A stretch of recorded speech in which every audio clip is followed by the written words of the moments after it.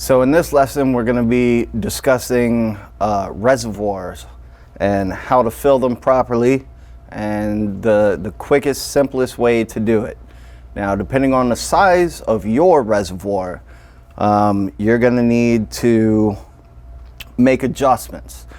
So the first thing on a larger, this is a 30-gallon reservoir, and on something this big, what we do is we start off with 5 gallons, measure that with a yardstick, and then add another 5 gallons, measure it again, so we have data points to put into an Excel spreadsheet to create a graph, which will let you know exactly how many gallons you have in your reservoir. Once you get up past 20, you're going to put 1 gallon at a time into it and fill it up to 28. 28 is not the target goal for a 30-gallon tub or a reservoir, but 25 should be the target range.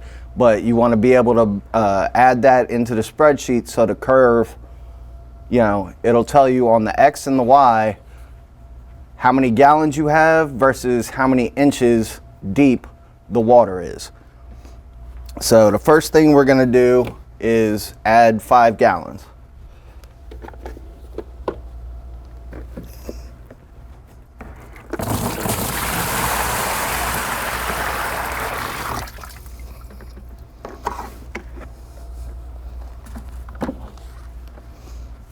Okay, so the second thing we're going to do is measure how many inches 5 gallons are in any given container. Set up your Excel worksheet as shown here.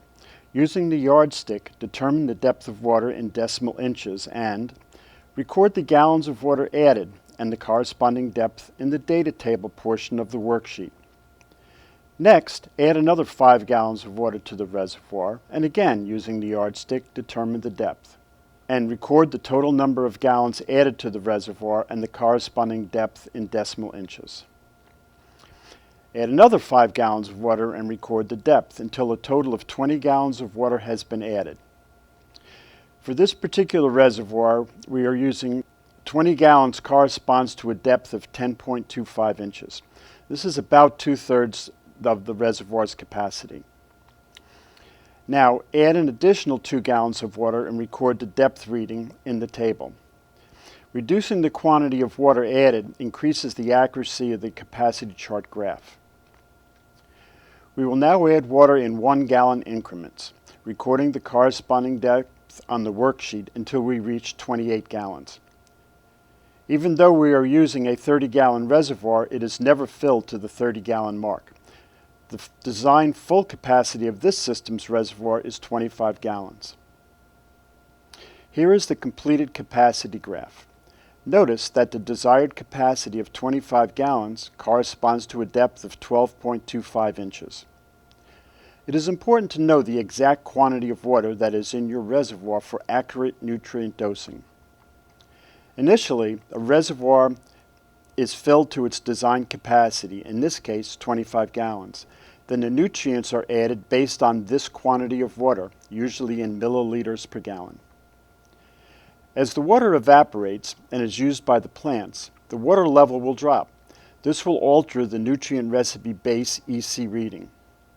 To accurately adjust the recipe in the reservoir, the quantity of water must be increased to match the design level, in this case 25 gallons.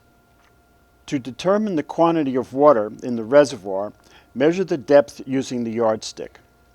Find the depth reading on the y-axis of the capacity graph.